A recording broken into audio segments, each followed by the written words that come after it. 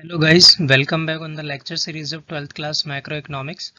हम government budget unit 4 cover कर रहे हैं और ये यूनिट 4 का पार्ट 3 है जिसमें हम ये 4 टॉपिक्स मेनली डिस्कस करेंगे।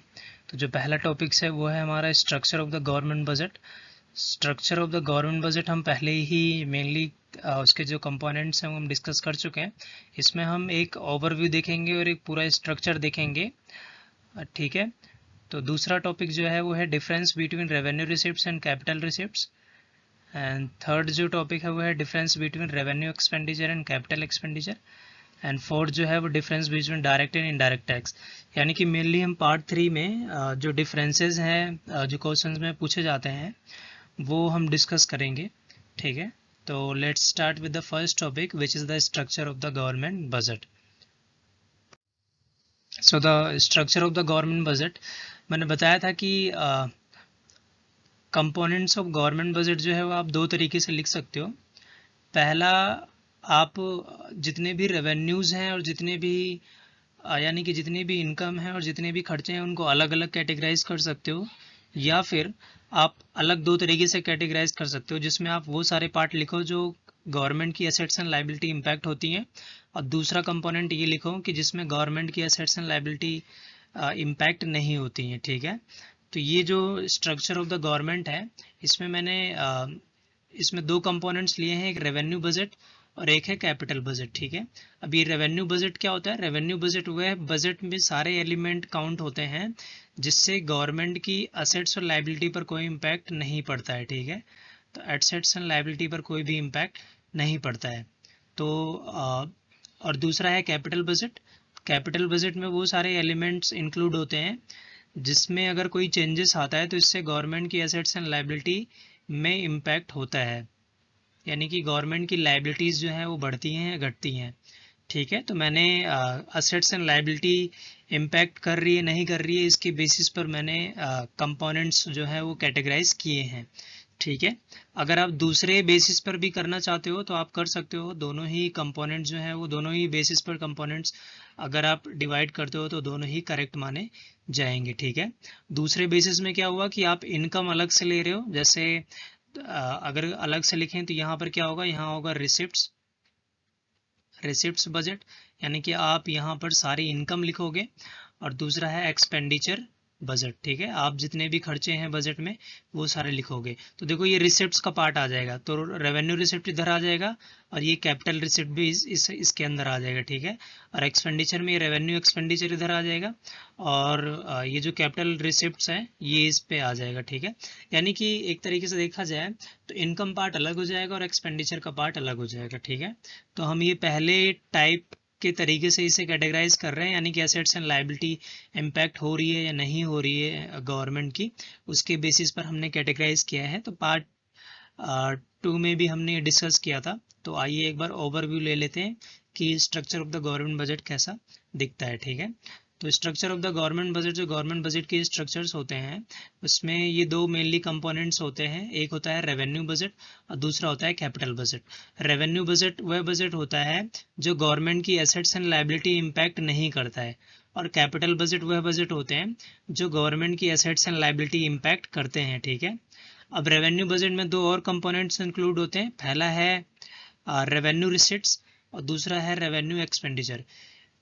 तो ऐसी रिसिट्स, रिसिट्स का मतलब होता है इनकम, तो ऐसी इनकम जिससे गवर्नमेंट की एसेट्स एंड लाइबिलिटी इम्पैक्ट नहीं होती है, तो वो कौन सी रिसिट्स हैं? वो टैक्स रिसिट्स हैं और नॉन टैक्स रिसिट्स हैं। ठीक है। और रेवेन्यू एक्सपेंडिचर में क्या होगा कि ऐसे खर्चे गवर्नमेंट के जिससे गवर्नमेंट की लाइबिलिटी और असेट्स में कोई भी इम्पैक्ट नहीं हो रहा है। जैसे गवर्नमेंट अपने एम्प्लॉयज़ को सैलरीज देती है, इंटरेस्ट पेमेंट करता है अगर गवर्नमेंट ने कहीं लोन ले रखा है, सब्सिडीज़ दे रही है, कैश ट्रांसफ़र कर रही है, सोशल स्कीम्स पे खर्च किया जा रहा है, और अदर्स जो खर्चे होते हैं जिससे गवर्नमेंट की एसेट्स एंड लाइबिलिटी इम्पैक्ट नहीं होती है। ठीक है। तो ये रेवेन्यू एक्सपेंडिचर की कैटेगरी में फॉल करते हैं। अब हमने देखा रेवेन्यू रिसिप्ट्स में टैक्स रिसिप्ट्स आ जाता है और एक नॉन टैक्स रिसिप्ट्स है। टैक्स रिसिप्ट्स मेन सोर्स होता है गवर्नमेंट की रेवेन्यू रिसिप्ट्स का। ठीक है। तो ये जो टैक्स होते हैं वो दो टाइप्स के होते हैं, एक डायरेक्ट टैक्स होता है और एक इनडायरेक्ट टैक्स होता है। ठीक है। अगर हम कैपिटल बजट की बात करें तो कैपिटल बजट में वो कंपोनेंट इंक्लूड होते हैं जो गवर्नमेंट की एसेट्स एंड लायबिलिटी को इम्पैक्ट करते हैं, ठीक है। जिसमें से पहला जो कंपोनेंट है वो है कैपिटल रिसीट्स, यानी कि गवर्नमेंट की वह इनकम जिससे एसेट्स एंड लायबिलिटी इम्पैक्ट हो रही है। तो वो कौन सी इनकम है? जैसे बोरोइंग्स है, तो गवर्नमेंट के पास पैसा आता है बोरो करने से, पर बोरो करने से लायबिलिटी जो है वो गवर्नमेंट की इंक्रीज हो जाती है क्योंकि इसे फ्यूचर में पे करना पड़ता है किसी डेट पर इंटरेस्ट के साथ, ठीक है। दूसरा है कि डिसइन्वेस्टमेंट। डिसइन्वेस्टमेंट का मतलब होता है, ये इन्वेस्टमेंट का उल्टा होता है। इन्वेस्टमेंट में हम चीज़ें खरीदते हैं, डिसइन्वेस्टमेंट में हम चीज़ें बेचते हैं। तो बेचने से गवर्नमेंट को रेवेन्यू जनरेट होगी, रिसिप्ट्स आएगा, पैसे होंगे, इनकम जनरेट होगी, और ये गवर्नमेंट की एसेट्स जो हैं क्या करते हैं? कम कर देते हैं, क्योंकि गवर्नमेंट बेच रही है तो एसेट्स क्या होंगे?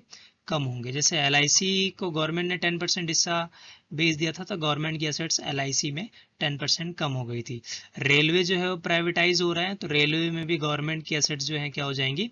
कम हो जाएंगी, ठीक है, या कम हो रही हैं। और कौन कौन से इनकम के पार्ट हैं जिससे एसेट्स एंड लायबिलिटी इंपैक्ट होती है?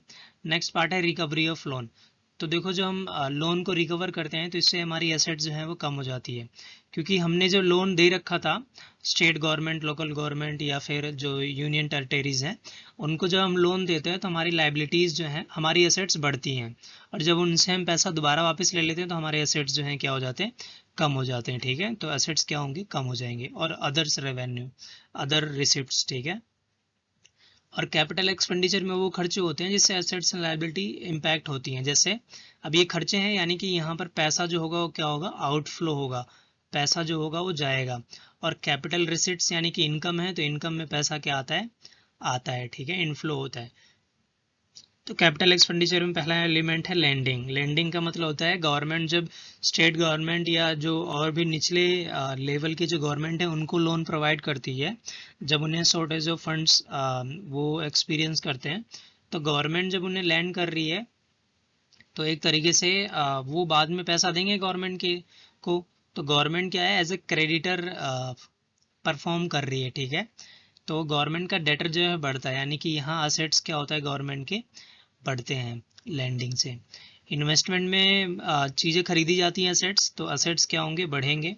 रीपेमेंट ऑफ लोन, तो लोन हमने जब लिया, यानी कि जब गवर्नमेंट लोन लेती है तो गवर्नमेंट की लायबिलिटीज़ बढ़ जाती हैं क्योंकि उन्हें पेमेंट करनी पड़ती है। जैसे हमने देखा अभी कि बोरोइंग में, पर यहाँ रीपेमेंट है, तो जो हम पेमेंट करते हैं, लोन का पेमेंट करते हैं, तो हमारी लायबिलिटीज़ क्या हो जाती हैं? कम हो जाती हैं, ठीक है। एंड अदर्स एक्सपेंडिचर, तो ये स्ट्रक्चर ऑफ द गवर्नमेंट है, ये complete structure of the government है, गवर्नमेंट बजट का, जहां पर हमने देखा कि कौन कौन सी कैटेगरीज जो हैं। इसको डिटेल में इसके कंपोनेंट्स जो हैं डेफिनेशन के साथ मैंने पार्ट 2 में, यानी कि लास्ट पार्ट में डिस्कस कर लिया है, ठीक है। तो अब आगे बढ़ते हैं। तो हम इसमें डिफरेंस पढ़ेंगे, difference between revenue receipts and capital receipts, ठीक है। अब देखो, रिसिट्स क्या होती हैं? रिसिट्स होती हैं इनकम। तो रेवेन्यू रिसिप्ट्स क्या होंगी? जिससे एसेट्स एंड लायबिलिटी इंपैक्ट नहीं हो रही, ये रेवेन्यू याद रखना, और ये कैपिटल है। तो कैपिटल चाहे एक्सपेंडिचर हो या रिसिप्ट्स हो, इससे एसेट्स एंड लायबिलिटी इंपैक्ट होती हैं। और रेवेन्यू में चाहे रिसिप्ट्स हो या एक्सपेंडिचर हो, इससे गवर्नमेंट की लायबिलिटी और एसेट्स इंपैक्ट नहीं होते हैं, ठीक है।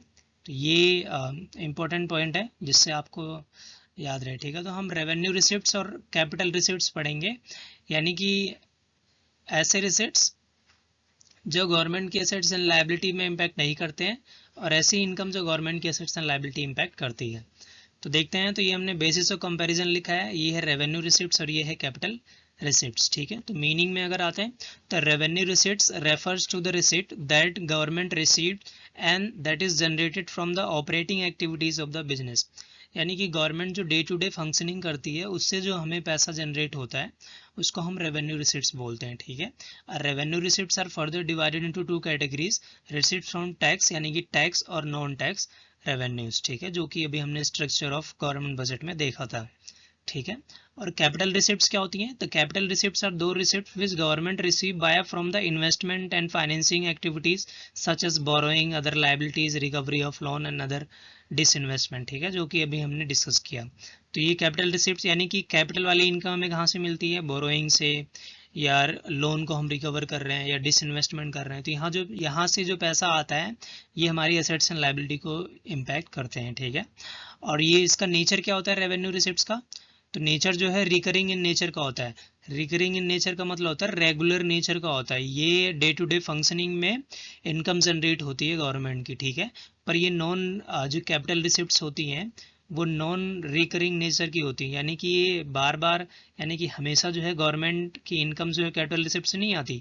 ये कई एक ऐसी सिचुएशंस होती हैं जहां पर गवर्नमेंट की रिसिप्ट्स क्रिएट होती है। अब बोरोइंग तो हम बार बार नहीं करेंगे, डिसइन्वेस्टमेंट भी गवर्नमेंट बार बार नहीं करती है। ये एक कोई पार्टिकुलर पॉइंट पर जो गवर्नमेंट को लगता है कि हमें पैसे की ज़रूरत है या हमें बोरो करना चाहिए बाहर देश से, या हम हमारी जो संपत्ति है वो इतनी एफिशिएंट नहीं है जो लॉसेस को कवर करती रहे, ठीक है। तो ऐसी सिचुएशन में उन्हें डिसइन्वेस्ट किया कर दिया जाता है, उन्हें बेच दिया जाता है या फिर बोरो कर लिया जाता है पैसा। तो ये सिचुएशन बार बार अकर नहीं होती है, इसलिए इसे हम नॉन रिकरिंग नेचर का बोल रहे हैं, ठीक है। तो रेवेन्यू रिसिप्ट्स रिकरिंग नेचर की होती हैं, रेगुलर नेचर की होती हैं, और कैपिटल रिसिप्ट्स जो है वो नॉन रेगुलर यानी कि नॉन रिकरिंग नेचर की होती हैं, ठीक है। और टर्म क्या है, तो रेवेन्यू रिसिप्ट्स जो है वो शॉर्ट टर्म में ही जनरेट हो जाता है, ठीक है। यानी कि मैंने बताया कि ये डे टू डे फंक्शनिंग में जो गवर्नमेंट की जैसे इनकम जो जनरेट होती है, जैसे टैक्स से हो गया, या जो गवर्नमेंट जो है रजिस्ट्रेशन फीस लेती है सर्विसेज को प्रोवाइड करने के बदले, जो एक तरीके से जो पेनल्टीज़ होती हैं या लीगल फीस होती हैं गवर्नमेंट जो एक नॉमिनल अमाउंट चार्ज करती है, तो ये शॉर्ट टर्म नेचर की होती हैं, गवर्नमेंट को ये जल्दी मिल जाती हैं, ठीक है। पर जो कैपिटल रिसिप्ट्स होती हैं लॉन्ग टर्म नेचर की होती हैं। इसका मतलब ये हम इसे डे टू डे लाइफ में इससे इनकम जनरेट नहीं होती। ये जब कभी 5 साल 6 साल या 1 साल या 10 साल बाद हमें ज़रूरत पड़ी लोन लेने की, या फिर एक तरीके से, क्योंकि देखो रिकवरी ऑफ लोन है, तो लोन जब दिया जाता है तो ये ऐसा थोड़ी ना है कि 5 दिन के लिए या गवर्नमेंट 10 दिन के लिए लोन देगी। तो गवर्नमेंट क्या करती है, 5 साल के लिए, 10 साल के लिए, 20 साल के लिए या 50 साल के लिए लोन जो है वो स्टेट गवर्नमेंट जो अगर हैवी अमाउंट है, 50 साल वैसे बहुत ज़्यादा हो जाता है, 5 10 या 15 साल तक गवर्नमेंट जो है स्टेट गवर्नमेंट को लोन देती है, ठीक है। तो ये, और जब रिकवर करेगी तो इन साल के बाद ही करेगी, 5 साल 10 साल के बाद। तो इसका मतलब क्या हुआ कि ये लॉन्ग टर्म यानी कि एक लंबा समय लग जाता है कैपिटल रिसिप्ट्स का अकर होने में, ठीक है। और ये सोन इन किसमें हम देखते हैं, तो जो फाइनेंशियल स्टेटमेंट होती है गवर्नमेंट की, उसमें रेवेन्यू रिसिप्ट जो है वो इनकम स्टेटमेंट का पार्ट है, और जो कैपिटल रिसिप्ट्स है वो क्या है, ये बैलेंस शीट का पार्ट है, ठीक है। And value of assets and liability, तो रेवेन्यू रिसिप्ट्स में increase and decrease of the value of assets and liabilities जो हैं वो नहीं होती हैं, ठीक है। एंड इसमें क्या होता है, decrease of the value of assets और increase in the value of liability इसमें होती है। यानी कि रेवेन्यू रिसिप्ट्स में से जो भी टैक्स और नॉन टैक्स रेवेन्यू सोर्सेज हैं, उससे अगर हमारी इनकम जनरेट हो रही है, तो इससे गवर्नमेंट की एसेट्स एंड लायबिलिटी जो है वो ना तो बढ़ेगी ना कम होगी, ठीक है। पर अगर कैपिटल रिसिप्ट्स हैं तो इससे गवर्नमेंट की एसेट्स जो हैं वो डिक्रीज हो जाती हैं और गवर्नमेंट की लायबिलिटी या फिर इंक्रीज होंगी, ठीक है। ये दोनों में से कोई भी केस हो सकता है। तो हम आगे बढ़ते हैं, इसमें हम revenue expenditure and capital expenditure पढ़ेंगे। तो देखो रेवेन्यू एक्सपेंडिचर, ये रेवेन्यू वर्ड है, इसका मतलब ऐसा एक्सपेंडिचर जिससे एसेट्स एंड लायबिलिटी इंपैक्ट नहीं हो रही है, और कैपिटल एक्सपेंडिचर ऐसे खर्चे गवर्नमेंट के जिससे एसेट्स एंड लायबिलिटी इंपैक्ट हो रही हैं, ठीक है। तो देखते हैं मीनिंग क्या है। The revenue expenditure are those expenditures of the government which neither cause increase in government assets nor any reduction in the government liability.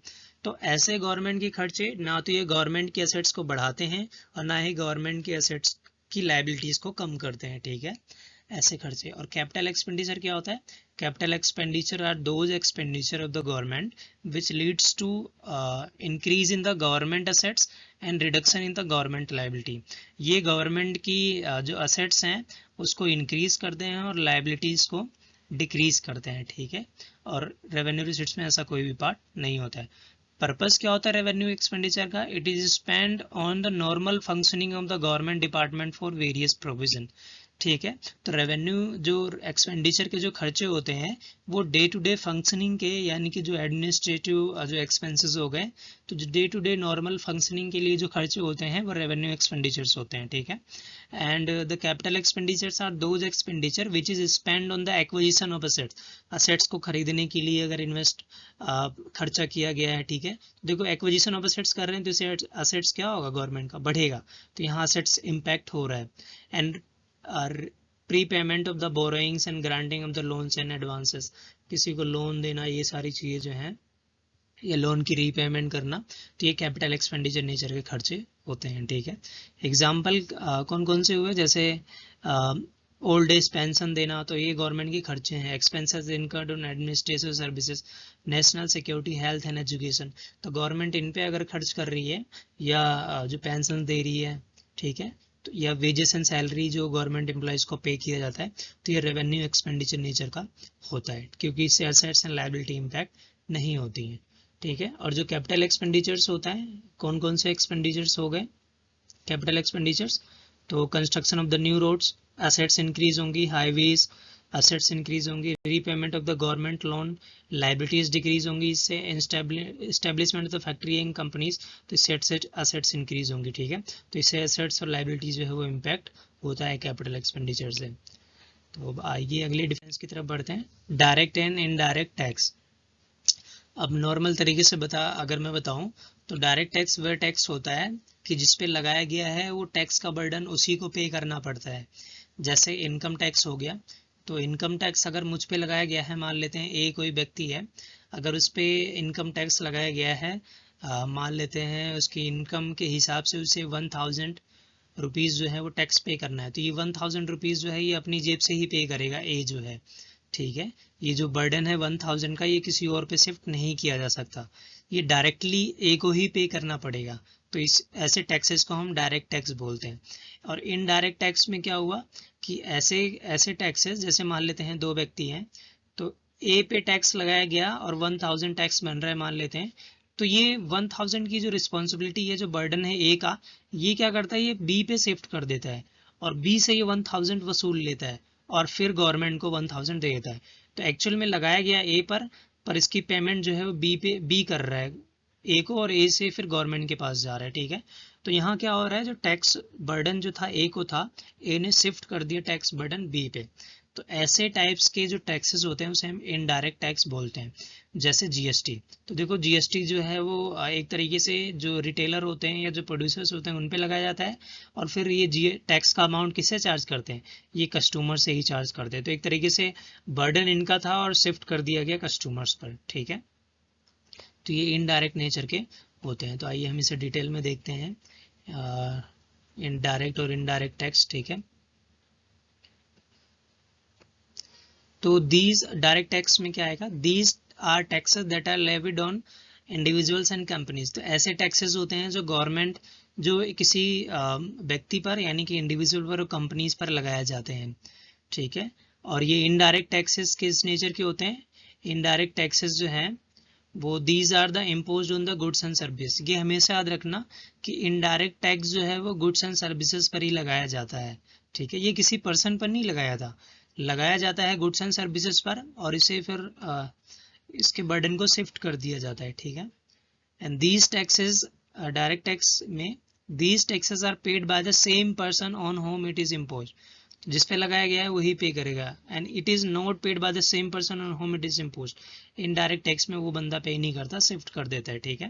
And the burden, direct tax में the burden of the taxes can not be shifted to any other person, इसमें shift नहीं किया जा सकता। और indirect tax में the burden can be shifted on to the other person, इसमें shift किया जा सकता है। तो इसके एग्जाम्पल देख लें, जैसे इनकम टैक्स हो गया, प्रॉपर्टी टैक्स हो गया, वेल्थ टैक्स हो गया, ठीक है। या फिर एक तरीके से देखा जाए तो ऐसे टाइप के टैक्सेस जो होते हैं वो डायरेक्टली उसी पर्सन को पे करने पड़ते हैं जिस पे लगाया गया हो, और इसमें टैक्स बर्डन जो है शिफ्ट नहीं किया जा सकता। और इसमें एग्जांपल क्या होगा, जैसे सेल्स टैक्स हो गया, जीएसटी हो गई, इंटरटेनमेंट टैक्स हो गया, ठीक है। तो ये सारे टैक्सेस जो हैं वो किस नेचर के होते हैं, इनडायरेक्ट टैक्स नेचर के होते हैं, ठीक है। तो ये लेक्चर सीरीज में बस इतना ही। ये वीडियो यहीं तक है। आई होप आपको समझ में आया होगा, और प्लीज़ शेयर करो उन लोगों को जिनको ज़रूरत है इस वीडियोस की, ठीक है। तो थैंक यू।